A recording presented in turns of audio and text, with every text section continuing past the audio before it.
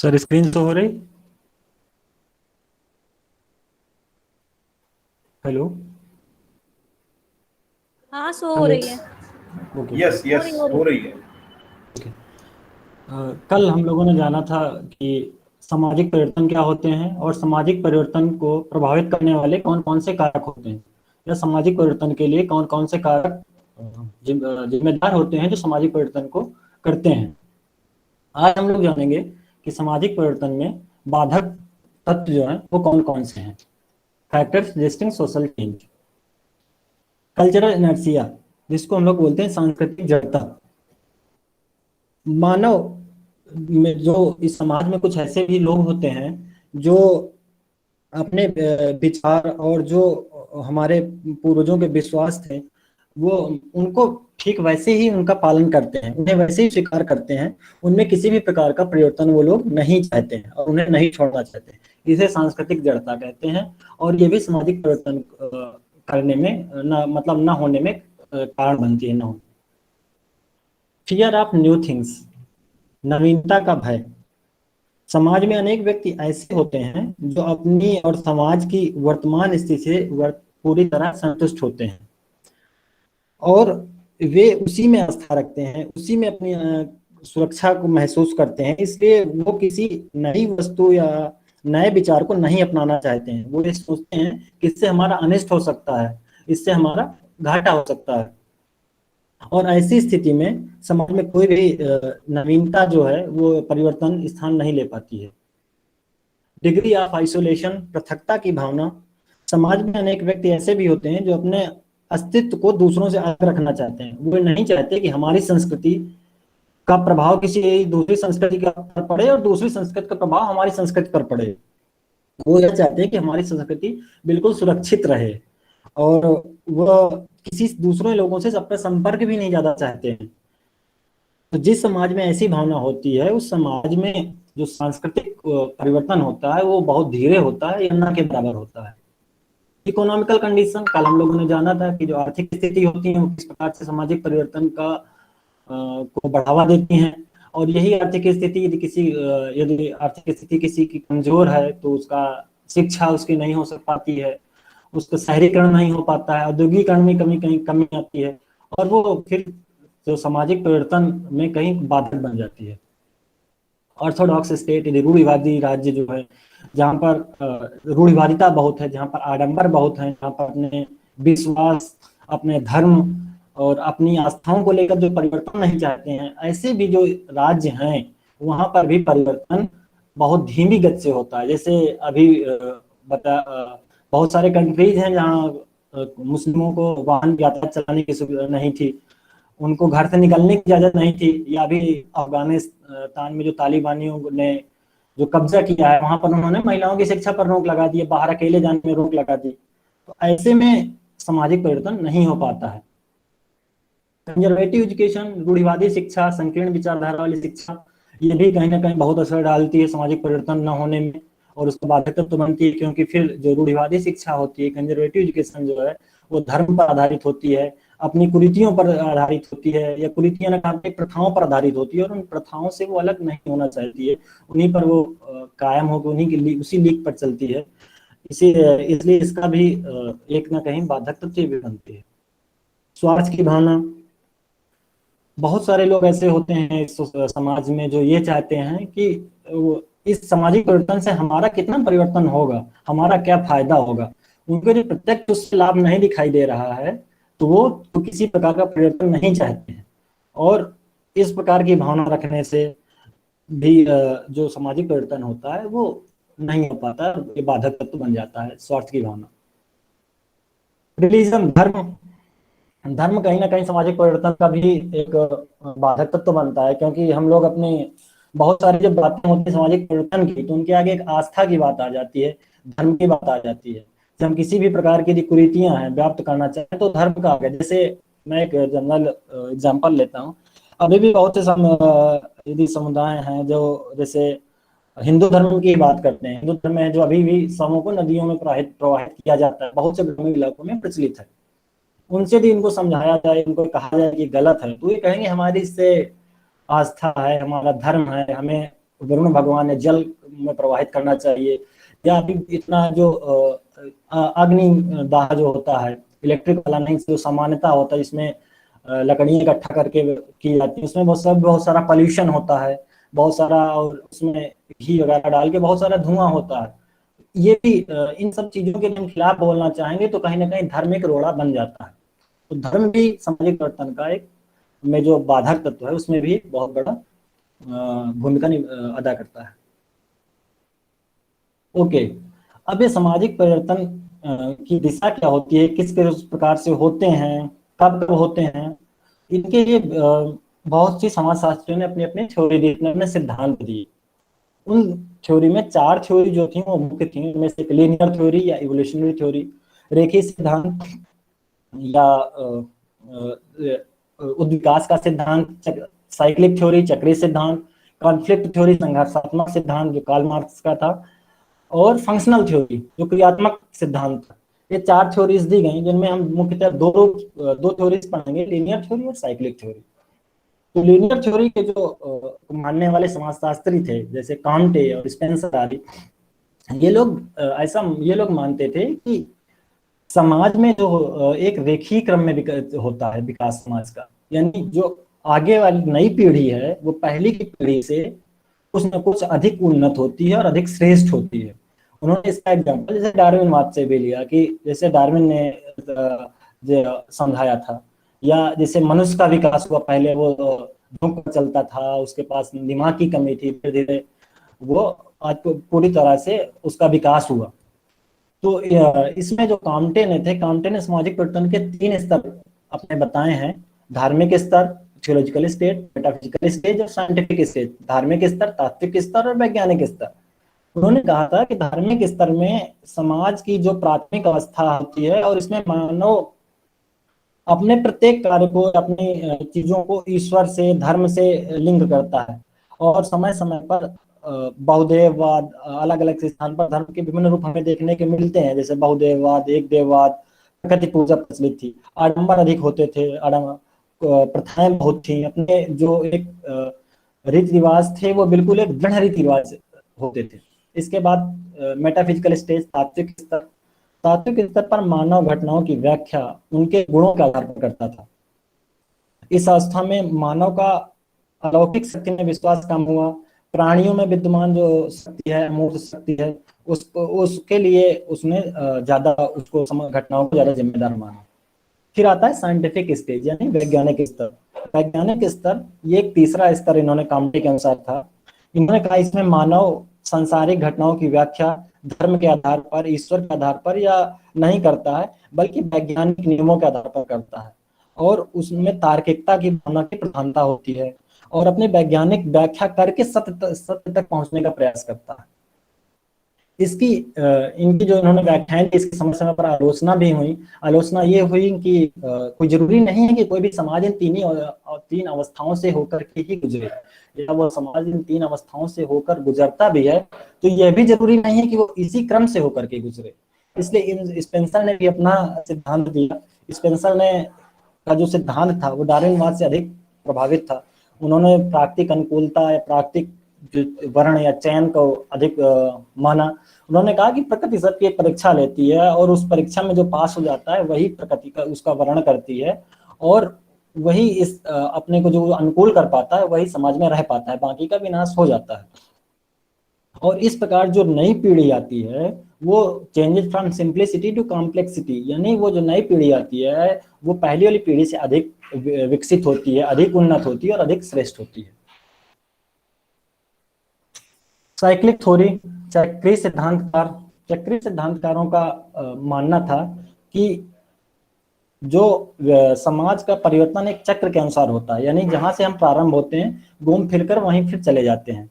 इस प्रकार के साथ विचारों की जो प्रेरणा थी उन्हें प्रकृति से मिली थी, क्योंकि प्रकृति में जैसे अपने यहाँ 6 ऋतुएं होती हैं, 6 ऋतुओं के बाद फिर वही ऋतु एक स्टार्ट हो जाती है, या रात के बाद दिन आता है, दिन के बाद रात आता है, या मनुष्य के जीवन की अवस्थाएं ले लें तो जन्म, युवावस्था, वृद्धावस्था और मृत्यु, फिर जन्म। तो इसका एक क्रम चलता रहता है। परिवर्तन के इसी क्रम को जो समाजशास्त्री थे साइक्लिक थ्योरी के मानने वाले, उन्होंने समाज पर भी लागू किया और कहा कि परिवार, समाज और सभ्यताएं उत्थान और पतन के चक्र से गुजरते हैं।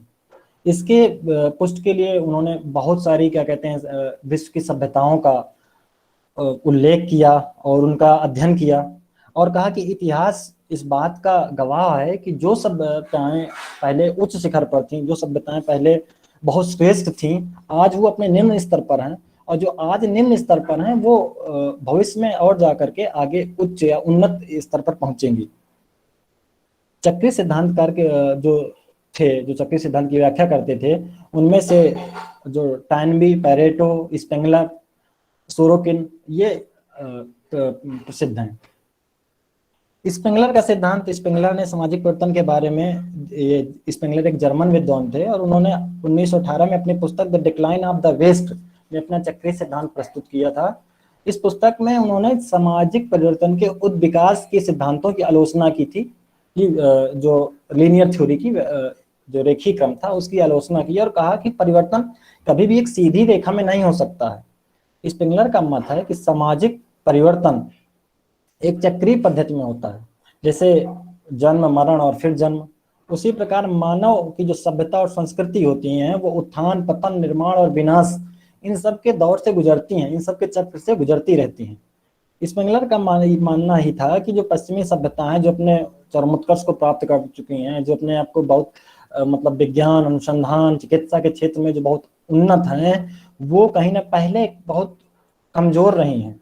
पहले वो उतनी उन्नत स्तर में सभ्यताएं वो नहीं थी, और जो आज अपनी निम्न स्तर पर सभ्यताएं हैं जो उतनी उन्नत नहीं है, वो भविष्य में अपने को श्रेष्ठ सिद्ध कर लेंगी। इनका भी इनकी भी समालोचना की समाजशास्त्रियों ने। इन्होंने समाजशास्त्रियों ने इनके समालोचना करते हुए ये कहा कि पश्चिमी समाज का विकास अभी भी जारी है, और इनका जो सिद्धांत था वो कल्पना पर आधारित ज्यादा था, वैज्ञानिकता की कमी थी।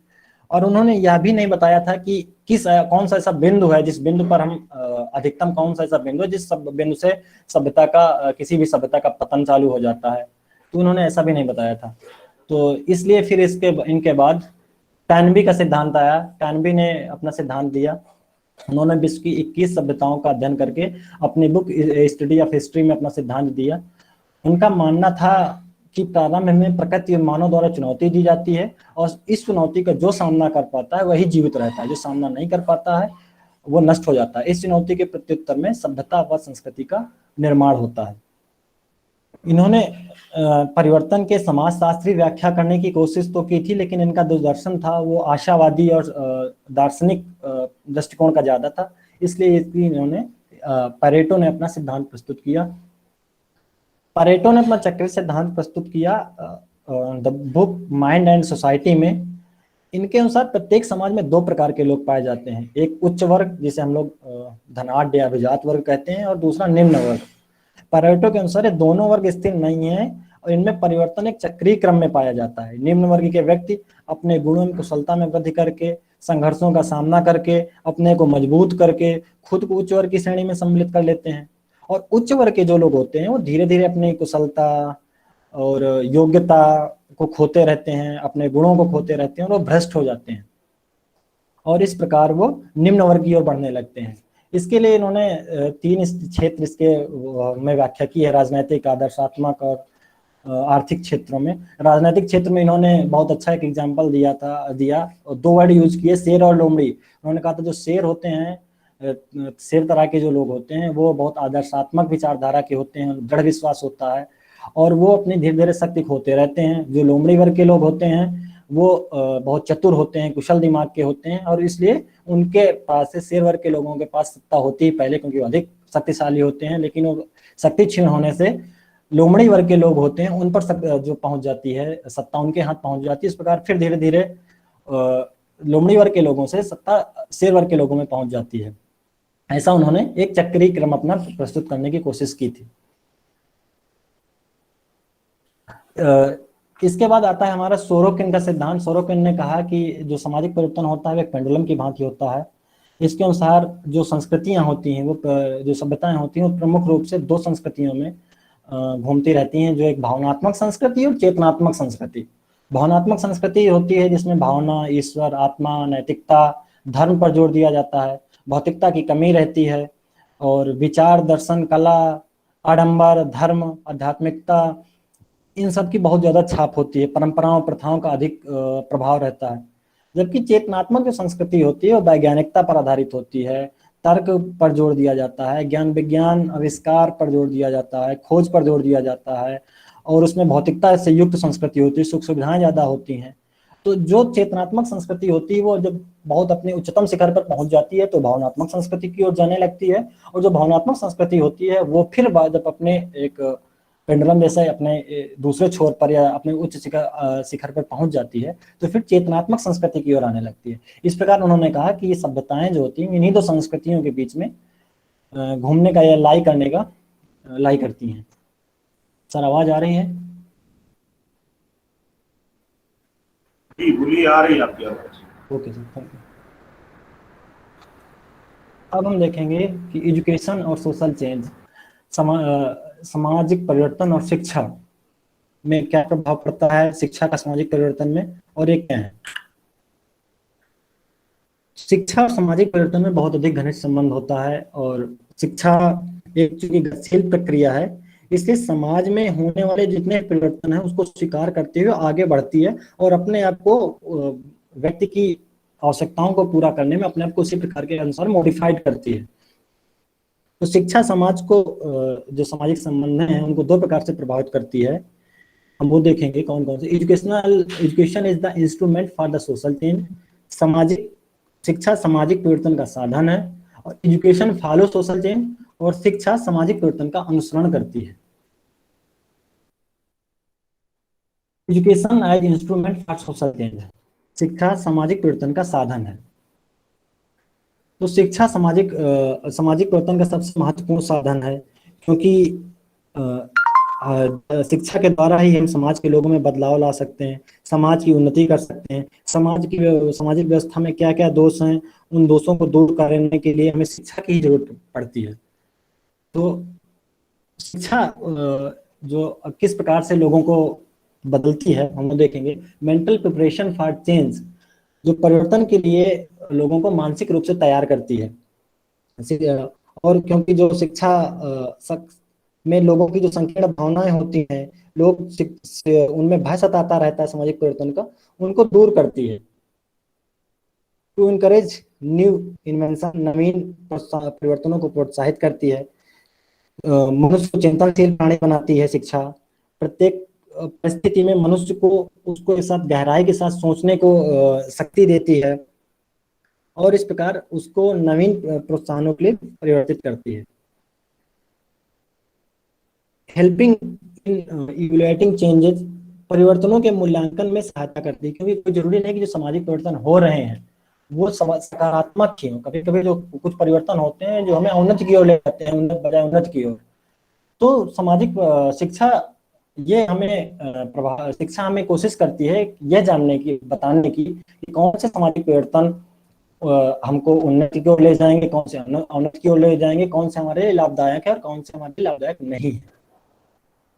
टू स्टेबलाइज इंटरनल वैल्यू, शाश्वत मूल्यों को स्थायी करना, क्योंकि प्रत्येक समाज में कुछ शाश्वत मूल्य होते हैं, और इन जब सामाजिक परिवर्तन के कारण इन मूल्यों में दुर्बलता आने लगती है तो समाज पतन की ओर अग्रसर होने लगता है, और ऐसे शिक्षा ही इन शाश्वत मूल्यों को इस समय में रक्षा करती है, सामाजिक परिवर्तन के बुरे प्रभावों से बचाती है, और इनके संबंध में ऐसा ज्ञान देती है जिससे उनका विश्वास इन मूल्यों में बना रहे और वे सामाजिक परिवर्तन को भी स्वीकारते रहे।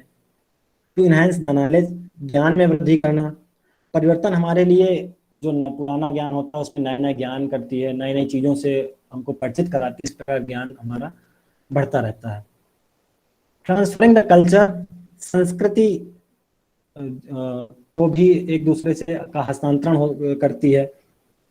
शिक्षा के द्वारा संस्कृति का हस्तांतरण एक पीढ़ी से दूसरी पीढ़ी में किया जाता है, और जिससे समाज में स्थायित्व आती है और निरंतरता आती है। अब हम पढ़ेंगे कि शिक्षा, एजुकेशन फॉलोज सोशल चेंज, शिक्षा सामाजिक परिवर्तन का अनुसरण कैसे करती है। तो शिक्षा जो होती है सामाजिक परिवर्तन जिस हिसाब से हो रहे हैं उसी हिसाब से शिक्षा भी अपने आप को बदलती जाती है। जैसे सामाजिक परिवर्तन हुई है अपने यहाँ पहले प्रजातंत्रात्मक शासन की स्थापना हुई, तो उसके अनुसार अपने अपने यहाँ की जो शिक्षा है वो बदली। 14 वर्ष के बच्चों को निःशुल्क शिक्षा और तमाम प्रकार की योजनाएं आई, शिक्षा में परिवर्तन हुआ। तो education changes due to social forces, सामाजिक शक्तियों के कारण जो शैक्षिक परिवर्तन होता है। प्रत्येक समाज में बहुत सारी ऐसी शक्तियां होती हैं, जैसे सामाजिक, राजनीतिक, आर्थिक, और उनके कुछ मूल्य होते हैं। इन कारण से भी समाज में परिवर्तन यदि आता है तो शिक्षा में भी परिवर्तन आ जाता है। Education changes due to social needs, सामाजिक आवश्यकताओं के कारण शैक्षिक परिवर्तन होता है। प्रत्येक समाज की अपनी आवश्यकताएं होती हैं और उसके अनुसार समाज बदलता रहता है और उसके अनुसार अपनी शिक्षाएं भी बदलती रहती हैं। Education changes due to cultural changes, जैसे जैसे संस्कृति में परिवर्तन आता है वैसे वैसे हमारी शिक्षा में भी परिवर्तन आता है। जैसे भौतिक संस्कृति या भौतिक संस्कृति, और जहाँ की संस्कृति जैसी होगी वैसी संस्कृति, जैसे जहाँ की ज्यादा धर्मवादी संस्कृति होगी वहाँ की शिक्षा व्यवस्था दूसरी होगी, जहाँ की थोड़ी भौतिकतावादी संस्कृति होगी वहाँ की शिक्षा व्यवस्था दूसरी होती है। Role of teacher in education, सामाजिक परिवर्तन में अध्यापक का क्या दायित्व होता है। तो सामाजिक परिवर्तन में अध्यापक का एक बहुत बड़ा दायित्व होता है।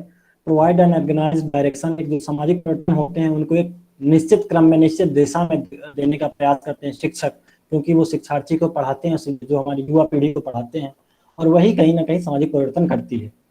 Behaviour should be neutral and unbiased for all, जो टीचर का व्यवहार होना चाहिए वो सभी के प्रति अनबायस्ड होना चाहिए।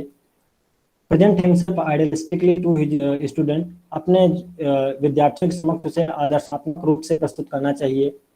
Aware for problems of the society, लोगों को समाज में जो कमियां हैं या समस्याएं हैं उनके प्रति जागरूक करना चाहिए, जागरूक होना चाहिए। रिमूव नैरोनेस एंड डार्कनेस, जो संकीर्ण भावनाएं हैं उनको दूर करना चाहिए। Give constructive suggestion for needed social change, और जो सामाजिक परिवर्तन के लिए जो सकारात्मक सुझाव हैं उनको भी प्रदान करते रहना चाहिए। ओके, अब हम लोग देखेंगे कि क्योंकि टॉपिक हमारा था सामाजिक परिवर्तन, सांस्कृतिक और सांस्कृतिक परिवर्तन, तो हम लोग सबसे पहले देखेंगे संस्कृति क्या होती है।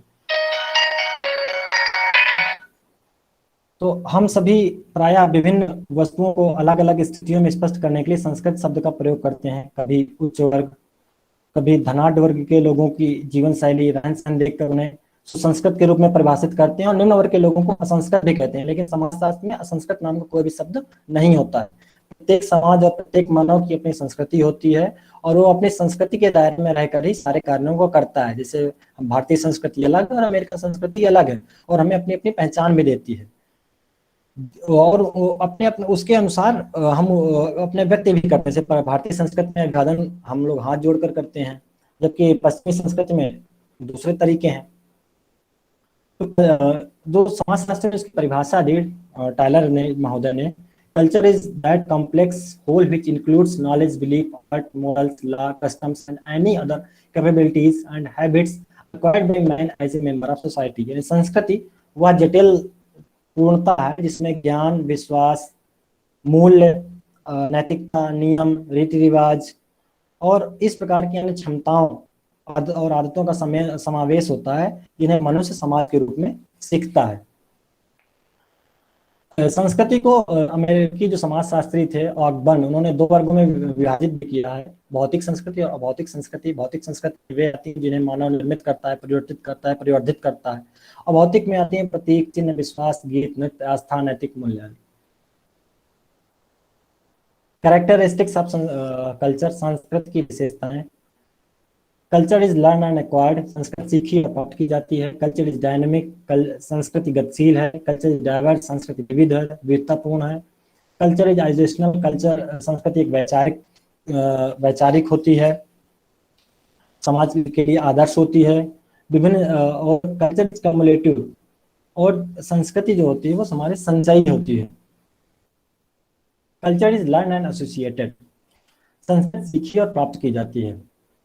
मनुष्य जिस समाज में पैदा होता है उस समाज में उस समायोजन के लिए वह उस समाज की उसको संस्कृति सीखनी होती है, और वो धीरे धीरे सीखता रहता है।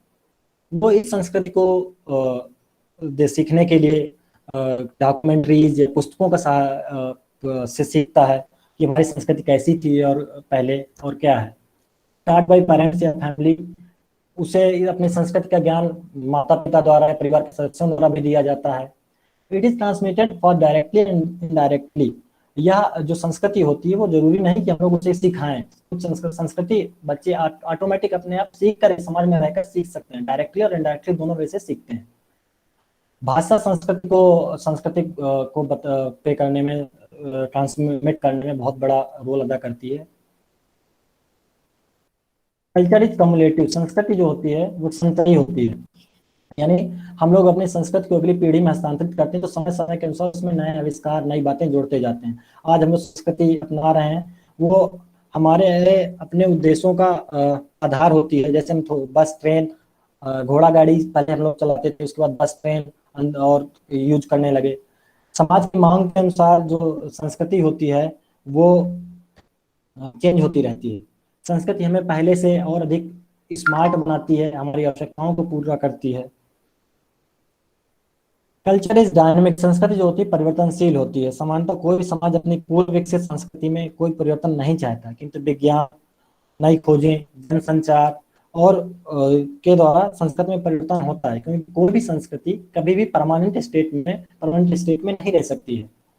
तो उसमें नए नए आविष्कार, नए नए आइडियाज, नई नई विचारधाराएं ऐड की जाती हैं, उसी के अनुसार अपनी संस्कृति जो होती है मॉडिफाइड होती रहती है।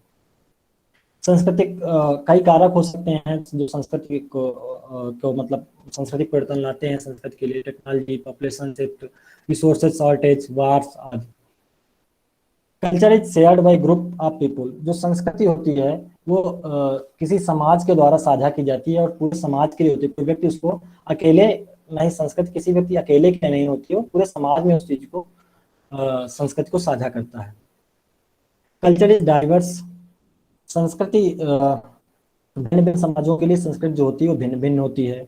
समाज के विभिन्न क्षेत्रों में रहने वाले लोगों की संस्कृतियां भिन्न हैं। संचार और यातायात के अधिक साधन हो जाने के बाद भी अभी भी समाज में जो हैं उनकी अपने अपने खान पान है, अपने अपने रहन सहन है, अपनी विभिन्नताएं हैं, उनके अपने रीति रिवाज हैं और इनकी एक अलग पहचान भी पाई जाती है। Culture is ideational. संस्कृति समाज किसी भी समाज के लिए आदर्श होती है और वह उन्हीं के कोई भी समाज के जो व्यक्ति होते हैं उनको अपनी संस्कृति के लिए गहरी आस्था होती है और वो अपनी संस्कृति के लिए तो के अनुसार ही अपने आप को ढालते हैं और उसी का के अनुरूप ही अपने आप को एक प्रतिष्ठित सदस्य अपनी संस्कृति का बना लेते हैं। संस्कृति और शिक्षा, कल्चरल एंड एजुकेशन। संस्कृति किसी भी समाज की एक पहचान होती है और उसे अन्य समाज से एक अलग बनाती है। संस्कृति उसके रहन सहन, कला, कौशल, धर्म, विचारों में, आदर्शों में, विश्वासों में, मूल्यों में परिलक्षित होती है। इसलिए समाज का उसकी संस्कृति का समाज की शिक्षा में उसकी संस्कृति का परिवर्तन तो पढ़ना अवश्य ही है। जैसे जो संस्कृत विश्वविद्यालय होते हैं या गुरुकुल विश्वविद्यालय होते हैं, वहाँ की शिक्षा व्यवस्था अलग होती है, वहाँ का जो पैटर्न होता है पढ़ाने का वो अलग होता है। मदरसों में जो मुस्लिम विश्वविद्यालय हैं उनमें शिक्षा व्यवस्था अलग होती है। संस्कृति ही किसी समाज के शिक्षा के उद्देश्य, पाठ चर्चा उसका निर्धारण करती है और उस संस्कृति को ट्रांसफर करने का काम करती है, उसे मॉडिफाइड करने का काम करती है। जिस समाज में संस्कृति ज्यादा आध्यात्मिक होती है उसमें वो अध्यात्मवाद को ज्यादा महत्व देती है। जिसमें भौतिकतावाद होती है वो जगत को कम महत्व देती है, प्रतियोगिता की वहां पर ज्यादा भावना होती है। एजुकेशनल एंड संस्कृति और शिक्षा के उद्देश्य। प्रत्येक समाज अपने आने वाली पीढ़ी को अपनी संस्कृति के अनुसार दक्ष कर देता है, क्योंकि तो संस्कृति को एक जनरेशन से दूसरे जनरेशन में हस्तांतरित करने में शिक्षा का बहुत बड़ा योगदान होता है। अतः वह उसी के अनुसार शिक्षा के उद्देश्यों का निर्धारण करता है।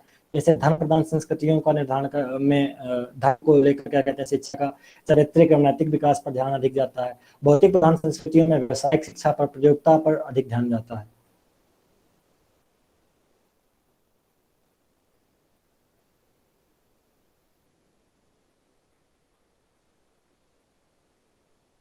करिकुलम, एक minute sir.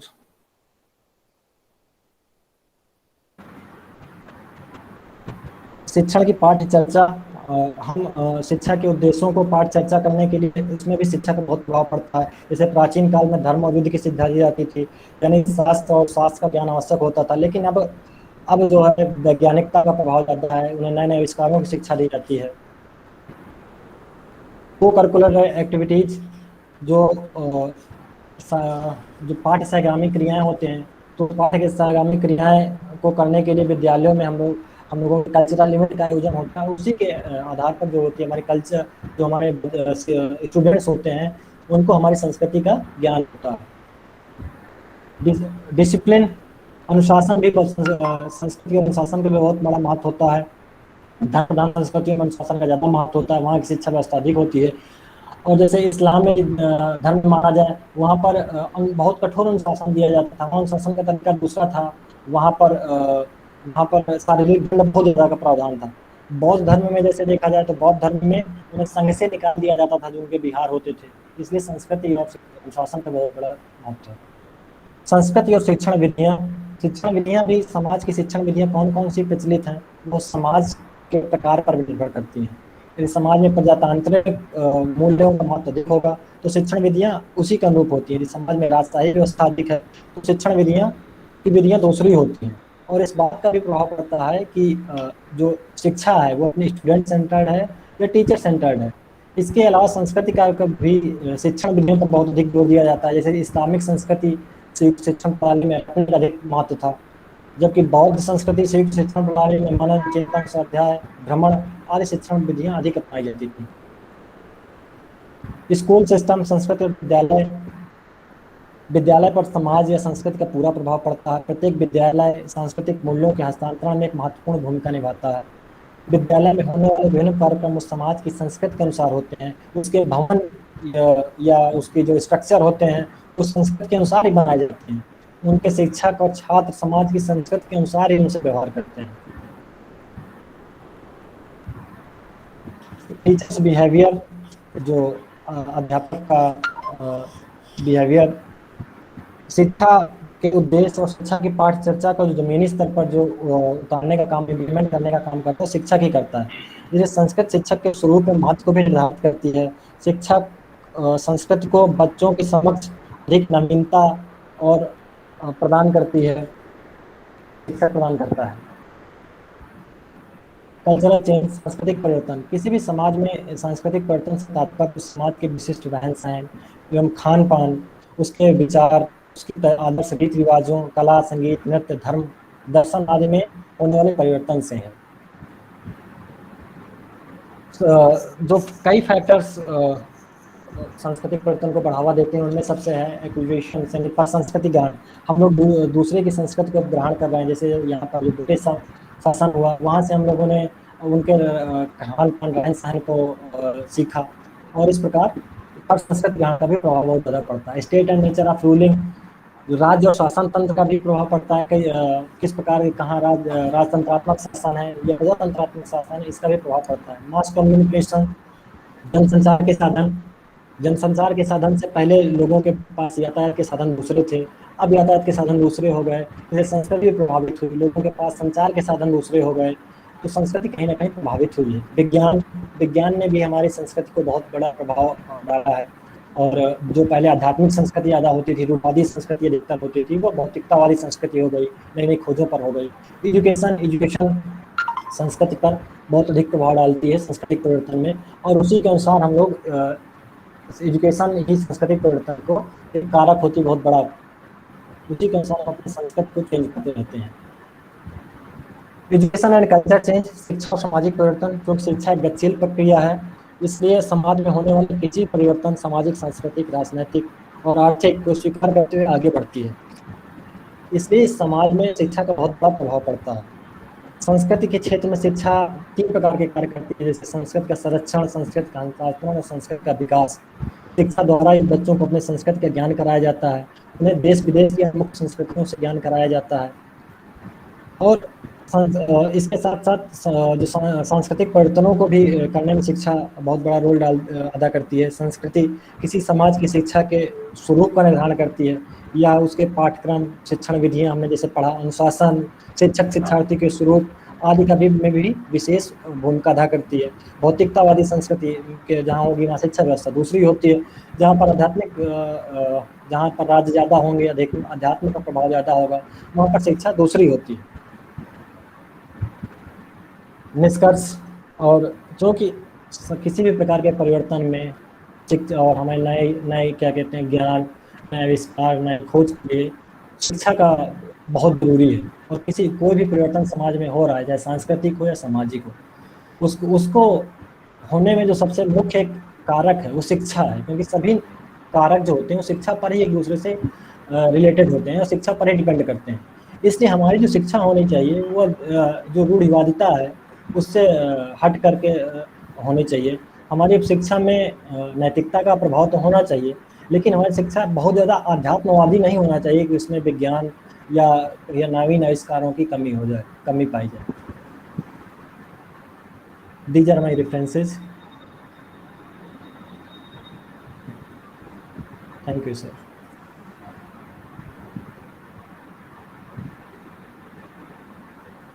Thank you, sir. Yes, कोई प्रश्न है आप लोगों का? मिस्टर रोशन सिंह से कोई प्रश्न है आप लोगों का? जिन्होंने भारतीय जो समाज है और संस्कृति है उसमें किस प्रकार से परिवर्तन होता है, कौन कौन से परिवर्तन लाने वाले फैक्टर्स होते हैं, उनके बारे में उन्होंने आपके साथ हमने डिस्कस किया। यदि कुछ आपको अपने मन से जोड़ना हो या फिर आपका कोई मन में कोई क्वेरी हो, कोई जिज्ञासा हो, तो आप पूछ सकते हैं। स्वागत है आपके जिज्ञासाओं का, प्रश्नों का।